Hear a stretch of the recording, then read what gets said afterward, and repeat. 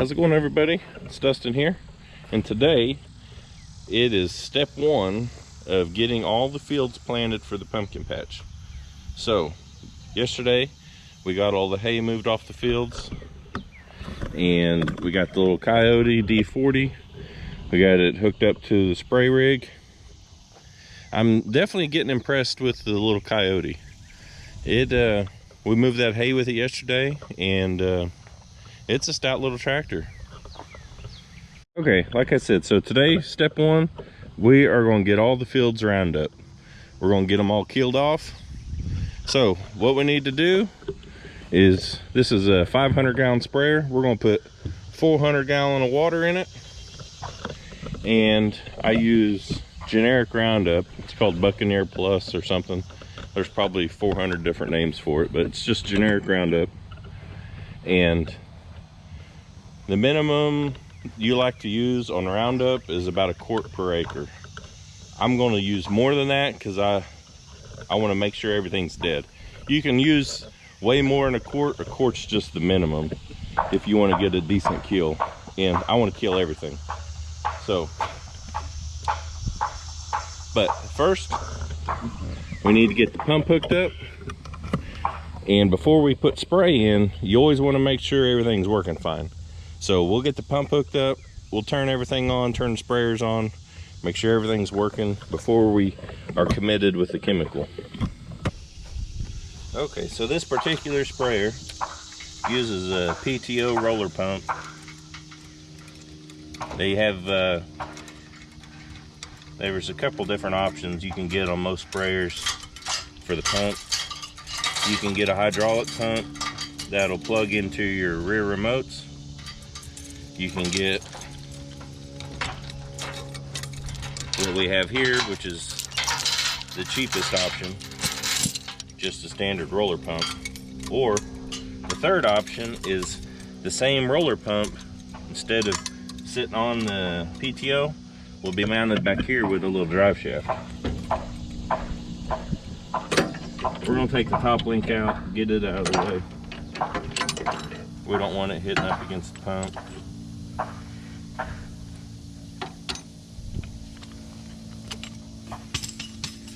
Okay. Make sure none of our hoses are kinked.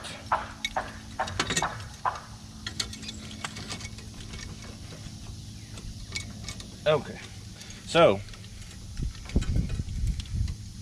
we've got to chain this up, because when you turn the PTO on, this will twist around and it'll rip your hoses off, knock your fittings off, tear stuff up. So we got to find something to chain this to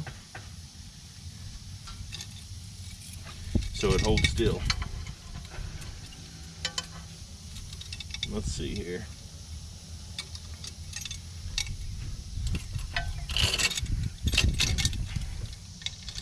There we go, that'll work.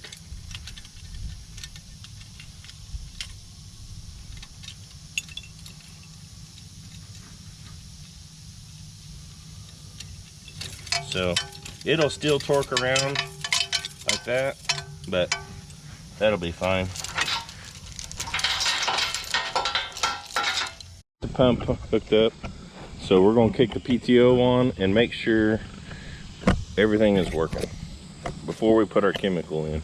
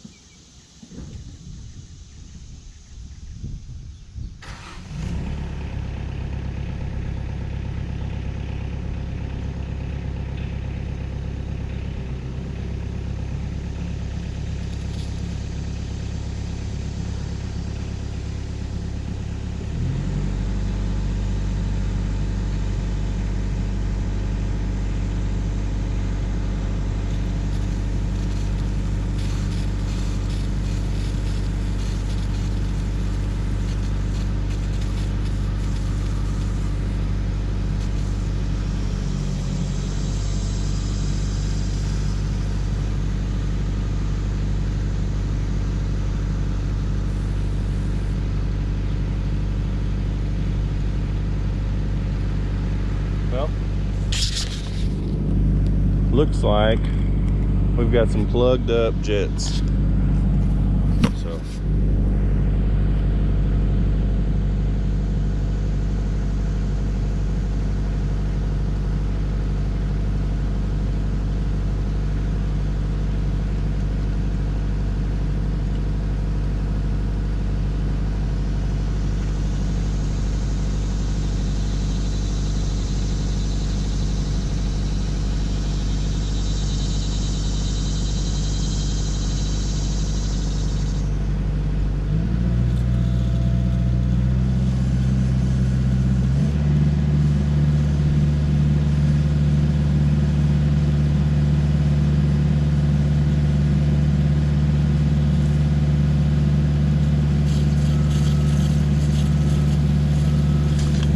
we didn't have plugged up jets. I didn't have the PTO up high enough. So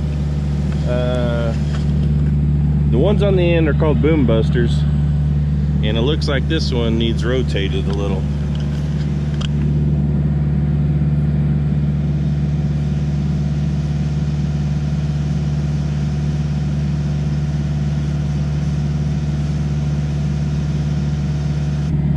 All right, so we got a left boom buster, a right boom buster, then center sprayers here.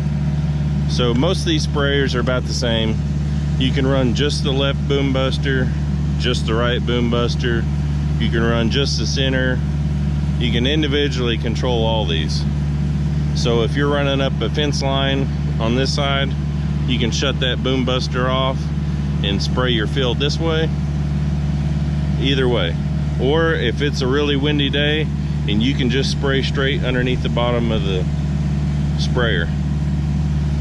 But today, we ain't got no wind, so we're gonna be running full force. We're gonna have them all cranked, getting some spray put out.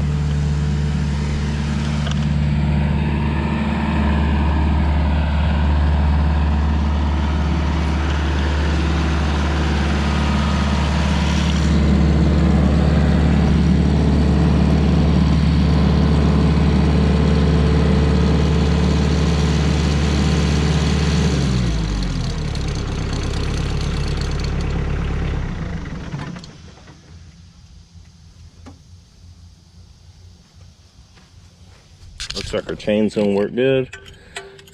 We got minimal movement there. Perfect. All right, everything looks good to go. We're gonna drop your chemical in. Like I said, you don't ever want to put your chemical in until you know everything is good to go.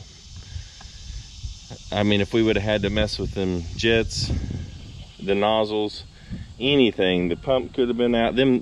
Those roller pumps are notoriously prone to failure. So anything, especially after sitting, you don't want to, the chemical's expensive, water's cheap, so you don't want to waste any chemical by putting it in there and finding out you got a problem. So like I said, we've got, this is called Buccaneer Plus glyphosate herbicide. It's just knockoff Roundup, and we've got 2.5 gallon jugs. We're going to put 7.5 gallons in with 400 gallons of water, and we'll try to have a travel speed of about 5 miles an hour. That's where you need to be to get if you're in a perfect world, if you're going to put a quart out per acre, you need to be about 5 miles an hour with 300 gallon of water with this sprayer. It's different for every sprayer, depending on how many nozzles, how wide your boom is, all that. So you got to take all that into account. Best thing I do, I just call the co-op, tell them what I got, tell them what nozzles I got, the sprayer, and they tell me how much to put out. So, but anyway, we'll get this put in there. And most of these sprayers have an agitate that you can agitate this, get it mixed in real good. Definitely recommend that.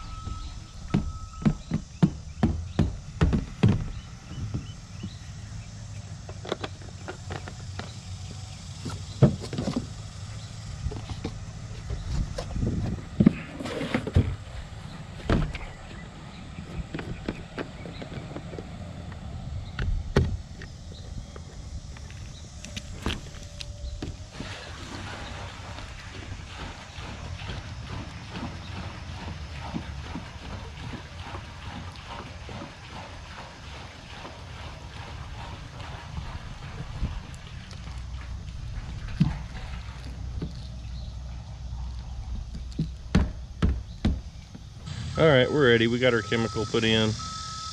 We need about 50 more gallons of water and we'll be set to go. So one more tip, you definitely want to wait until all the dew is burnt off before you spray. If you spray with dew on the grass, it's just going to mix with the dew and evaporate and most likely not do much of anything.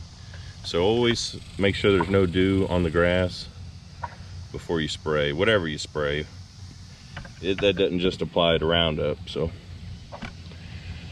anyway, so yeah, we got this KIOTI borrowed from a friend and I'm really impressed so far. It's got a lot of power. I mean, it's a well-used machine. I think it's around 10 years old. It's got hours on it. It is definitely sat outside the entire time, but it's a stout little machine. And whenever I go to get my next tractor, I'm definitely going to be looking at some of these other brands, especially with the garbage John Deere's pulling right now. So that's just disgusting. So I'm not really sure what some of these companies think, like the whole Tractor Supply deal. It's like, it's got to be on purpose. Like, you've got to be just trying to irritate people on purpose, because there's no way you could possibly think these things are good ideas. And John Deere's product is already, I mean, like, they charge more than premium, just like Kubota. And you know the price isn't going to go down moving to Mexico. So I don't understand. I won't be buying anything new from John Deere. That's for sure. One, and this stuff is annoying, yeah, but two, they have priced themselves out of competition. Like, you can get a good quality tractor for a whole lot less money nowadays. Used to, when these things first come out, they were garbage. I worked on a KIOTI, an early KIOTI. It had a blue frame, however old those were. It had orange body panels with a blue frame and junk. Like, when I worked on it, it had 30-40 hours on it, and the entire front end had literally fallen out from underneath it. Yeah, it was just tack welded in, and all the tack welds broke, and literally the front end fell out from under it. But they have come a long way since that stuff. That was probably 20 years ago, 25, I don't know, but they've come a long way. And anymore, these are the companies building tractors for the big guys. So you're getting the same tractor, just different color. And I don't know, it's pretty annoying, the stuff that John Deere's doing right now. So definitely disgusted with them. But, well, looks like we got our water. We're going to, I'm gonna go get some sunglasses and some headphones, because we got a long bumpy ride ahead of us. But hopefully a week from now, we can get everything disc up. It'll take I like to make sure everything's good and dead. You don't have to. Within 24, they say within 24 hours, Roundup's already done the damage, and you can go ahead and disc and replant and go for it. But I know it's probably gonna be a week before I've got time to disc it anyway, so it really don't matter. So, well, let's get going.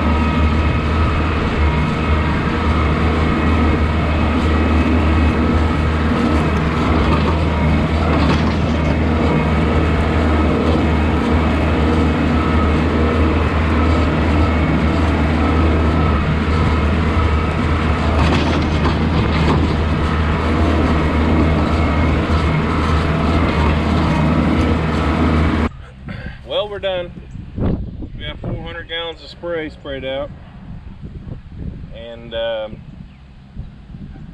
hopefully in the next couple days it'll start turning brown and start dying. So always the hardest part when spraying is getting your overlap right. Like in a perfect world where this left spray stops, on the next round the right, you're right there beside each other. It's not how it works for me. As long as I overlap, I'm good. I don't want to overlap too much, then you're just wasting chemical. But without GPS, you can't get exact hardly. The thing I do is I'll watch whenever you drive through the field, you'll leave tracks where your tractor and sprayer have been, and then you just scoot over about what you think is right.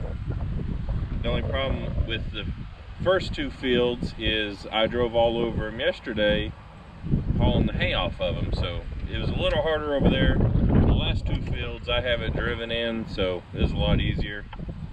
Some sprayers, they may have a foam nozzle that'll leave a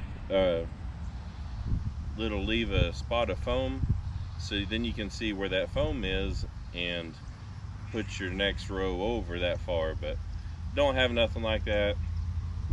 And at the end of the day, we're spraying Roundup. It was $50 a 2.5 gallon jug, so we're not spraying high dollar stuff, so I don't mind a little overlap. Like I said, I just don't want to waste. So, but got her all sprayed. In the next couple days, things are gonna start dying.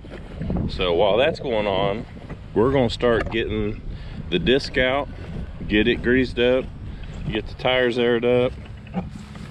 Here's the disc. It's I believe it's a 12-foot disc. It's got a few broken discs on it, but it works pretty good. If I have time, I would really like to pour some concrete bricks to sit in there. I've used those were just bags of loose concrete that got hard, but they've busted apart, and then they drop in the field and you gotta get out and pick them up, so that's kind of a pain. I imagine it's gonna be dry when we go to disc, so I'm gonna need the extra weight. I would like to, like I said, I'd like to build a box, pour some concrete weights to sit on there to give me some more weight. Who knows, we'll see if we have time.